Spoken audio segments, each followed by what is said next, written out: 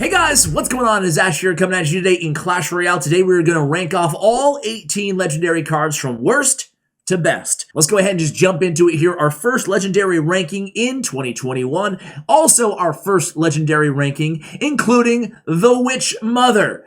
Man, Mother Witch, aka Witch Mother, who I always say incorrectly, is not good. She is not good at all.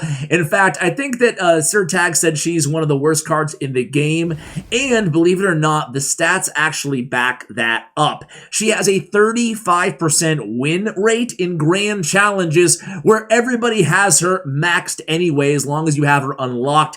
She's really, really bad right now, although I will say that she is a compelling, interesting kind of card mechanically, but in terms of being powerful enough to actually want to upgrade, she feels anything but legendary. Witch Mother comes in at number 18 on our list. How would you buff Witch Mother? I want to throw that question to you guys because clearly this card needs a big buff. Coming in at number 17 is, and by the way, big gap between number 18 and number 17. All these cards from 17 and beyond, in my opinion, they don't need a buff. I don't think any of these legendary cards need a buff. They all feel legendary, unlike the Mother Witch. So it's Ram Rider. Ram Rider, man, it seems like on paper she should be a really good legendary card. She always seems to connect with the tower. She is pretty decent on defense against balloons, against hog riders, but at the end of the day, her win rates are just pretty low. As a matter of fact, Battle Ram seems to be preferable in, 95% of pros, 95% of just even regular people like me. Mere mortals in the game tend to go with the Battle Ram over the Ram Rider. Ram Rider just not in the meta right now. That's why she comes in at number 17. Coming in at number 16 is probably the card that I'm most scared of on this list, which makes no sense, but it's Sparky. Sparky just has every single card that's introduced to the game seemingly counters her, right? And we talked about this before in the past, so I'll keep it short, but most recently, the Electro Spirit. The Electro Spirit was made to, counter Sparky, another thorn in the side of Sparky. I personally think the worst kind of card added for a Sparky user was the Electro Dragon. Just difficult to get rid of that card, and it has the chain lightning from the air, just really, really annoying. Goblin Giant is pretty solid inside the meta. It feels like Sparky should be better than she is, and she's pretty good, but again, her use rates and her win rates, again, just are not as high as they seem like they should be. As a matter of fact, they're one of the lowest in the game for legendary cards. I don't want to see, maybe do I want to see a buff to Sparky? Should I ask for dare I request a buff for Sparky? I don't know. What do you guys think?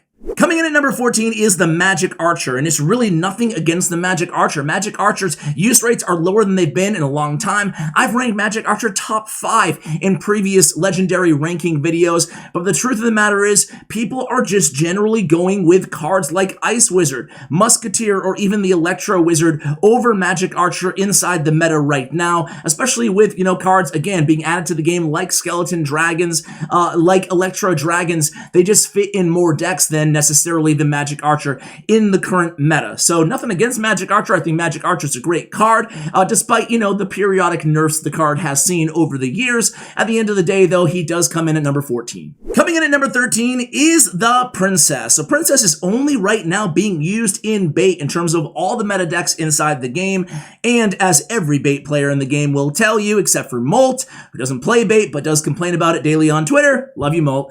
The Princess right now is just not that great because bait is not that great. As a matter of fact, the best bait decks right now aren't even running Princess. The highest win rate bait decks right now are running Dark Goblin and Skeleton Barrel in the decks instead of Princess. When you're subbing out the only legendary card in this deck, well, that's a problem. And Princess right now, I don't know if she needs a buff or it's just kind of a meta thing, but at the end of the day, she's just not as strong as she used to be. Coming in at number 12 is the Bandit. So Bandit is still a very, very solid card inside the game, but really because of the Fisherman, we're seeing a lot less Bandit usage. Bandit counters, or Fisherman counters Bandit, and Fisherman counters practically everything. A lot of people are using 3 elixir cards like the Knight and like Fisherman in lieu of the Bandit. Really the only deck that we see Bandit still in is, Bridge Spam, and that's about it. Even some Bridge Spam decks opting to go with cards like Dark Prince in the place of the Bandit. So Bandit has definitely seen better days plays inside the arena. That's why she comes in at number 12. Coming in at number 11 is, and this card is probably going to be the card that the most people have a problem with in terms of my overall rankings, and that is the big fella, Mega Knight. So I have no idea why, but Mega Knight always has low win rates. Is it because only noobs use Mega Knight? Certainly not. Could that be part of the problem? I have no idea, but the stats speak for themselves, guys. Mega Knight win percentage right now is one of the lowest. It's actually the second lowest legendary card in the game. Third lowest, by the way, is Princess. Second lowest, Mega Knight. Number one lowest, or the number one lowest, is the Mother Witch. But Mega Knight win percentage, 39%. That is bad. Even though I hate going against Mega Knight, and he feels incredibly strong. But at the end of the day, I mean, the win rates just aren't there for that card. And I feel like cards like Valkyrie for 4 elixir actually probably give you a little bit more value than the Mega Knight right now inside the game. Coming in at number 10, slowly creeping her way up the list, list after list after list, every time we do these rankings, it is the Night Witch. Night Witch is just the absolute quintessential support card for beatdown decks. And she's being used a lot more now because unlike back in the good old days, 2017, 2018, 2019, most of 2020, she's now being used in decks other than just Golem. She's being used in a lot of Electro Giant decks, and Electro Giant surprisingly actually has a pretty decently high win percentage. So a lot of people who have Electro Giant actually leveled up or using him inside of Grand Challenges are opting to use the Night Witch in those decks as well. Night Witch is probably the best support card for Golem players as well. So Night Witch, you know, kind of remaining steady, about halfway point inside today's rankings. Night Witch is just well poised for the current meta. Coming in at number 9 is the Royal Ghost. Royal Ghost is actually vaulted up the list. Again, ranking after ranking after ranking. I want to say the last 3 rankings. This is his first time inside the top 10 in a while. For a long time, the Royal Ghost was one of the bottom 2 or 3 cards, but the Royal Ghost is actually a lot better when they removed or added, the hover mechanic to the card. Now you can go ahead and utilize him in more ways than just in the lane like a regular ground troop. It's now a hover card alongside the battle healer inside the game, and the Royal Ghost is seeing use outside of just, P.E.K.K.A. bridge spam decks. The Royal Ghost is actually seeing use inside 3 Musketeers, actually inside the 3 Musketeer deck that I'm playing right now, albeit 3 Musketeers does have a 1% use rate, so that's not saying much, but I have seen the Royal Ghost, even in CRL, creep inside kind of off-meta decks. Royal Ghost is actually a pretty good card with all kind of the swarmy cards going around right now. Nice to have that Royal Ghost inside your deck, and he's being used about the same as the Dark Prince right now. That says a lot for the Royal Ghost, kind of, again, right in the midway in today's rankings.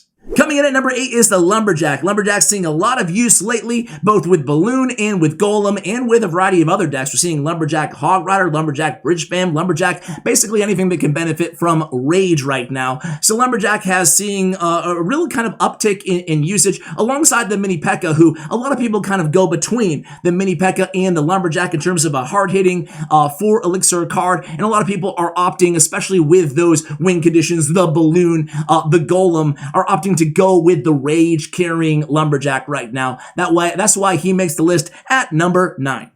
Coming in at number 7 is the Electro Wizard. And again, kind of like the Magic Archer, I think the Electro Wizard is better overall than the Magic Archer right now inside the game, but there's just a lot of other options. There's Musketeer, who's seeing way more use rates than the Electro Wizard, and I think that's overall probably a good thing for the game. However, there are 2 sides to that coin, right? Because think about it, I mean, if you're lucky enough to pull an Electro Wizard, you really want that card to be very, very good, head and shoulders above other cards like Archers and Musketeer. That's just not the case right now, but I think that overall, again, I defer to my original point. I think that it's better to have these really strong kind of classic cards like Musketeer, like Archers, which again are seeing a higher use rate and around the same win rates as compared to the Electro Wizard. So similar to Magic Archer again, we are putting Electro Wizard, I mean, this is a pretty high ranking for the card at 7, but at the end of the day, could be higher. Just a lot of other options at that 4 elixir kind of range defensive type troop in the game. I lost track of my count. Coming in at number 6, creeping up to the top 5 here, is Ice Wizard. Ice Wizard still one of the best defensive 3 elixir cards inside the game. I think that 3 elixir cost has a lot to do with it, and obviously the very, very unique mechanic the Ice Wizard, has. The ability to slow down troops. Still an amazing synergy between the Tornado and the Ice Wizard, one of the most formidable kind of defensive combos inside the game. You can play Ice Wiz NATO in Splash Yard, in Golem, and a variety of other matchups inside the game, a variety of other decks. decks inside the game right now. So heading into 2021, looking really, really good, looking to be a good year and remain a good year for the Ice Wizard. Coming in at number 5 is the Log. So the Log, in theory should be number 1. It's a really, really useful spell, one of the highest use rates, obviously, out of any legendary card. But the fact of the matter is, right now, it's the Barbarian Barrel's time to shine. More Barbarian Barrel being used inside the game than the Log, surprisingly. So the Log, and with less log bait going around as well, even though there's a lot of log bait, it's a little bit less than it used to be in terms of its place right now inside the meta. I think that at the end of the day, Log's still a top 5 legendary card on the list. What do you have to say about the Log? Happy Logmas.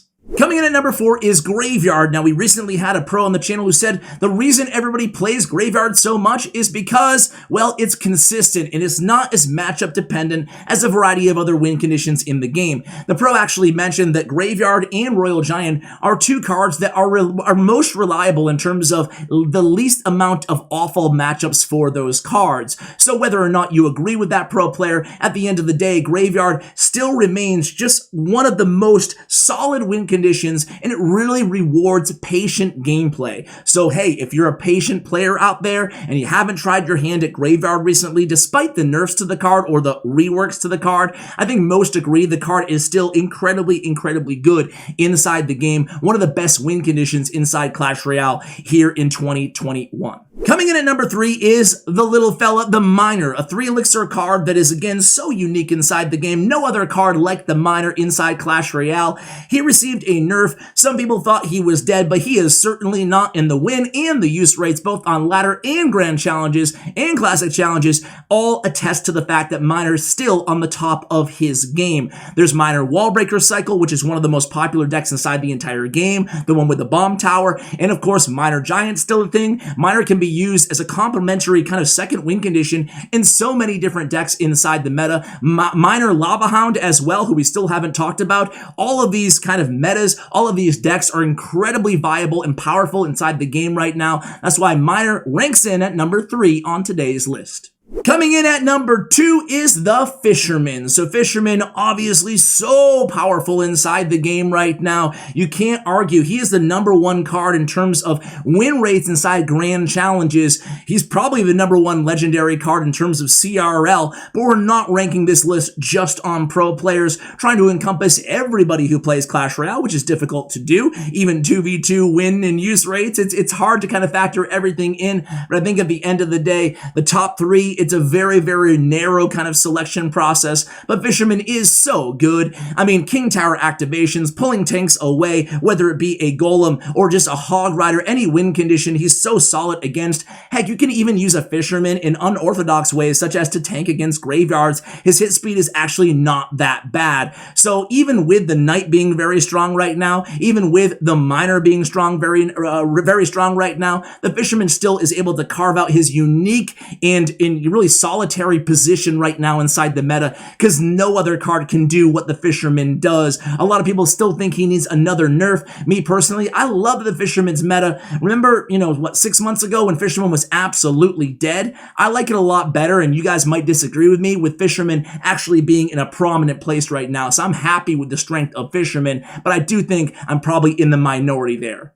And coming in at number 1, undeniable, the Lava Hound. As I did mention, it's really close between the top 3, but Lava Hound owns ladder, the highest win percentage win condition inside the entire game, and it's a reliable and trustworthy source of just building a deck around inside Clash Royale. The Lava Hound is very, very strong right now. Cards like Executioner, natural kind of counters to Lava Hound, are not very popular right now, so the Lava Hound is very, very, very well poised to dominate the meta and continue to do so. So let's go ahead and pay attention to what cards get buffed in the next kind of quarterly balance changes, and that kind of adds another, end cap to today's video. Is the Clash Royale team announced that they're only doing quarterly balance changes, so I might not even have the Broken podcast and have guests here on the channel talking about balance, because it's not going to be coming that frequently anymore inside the game. So cards that I mentioned are very strong today are likely to be strong for at least another few months, which is kind of a changing cadence in terms of the meta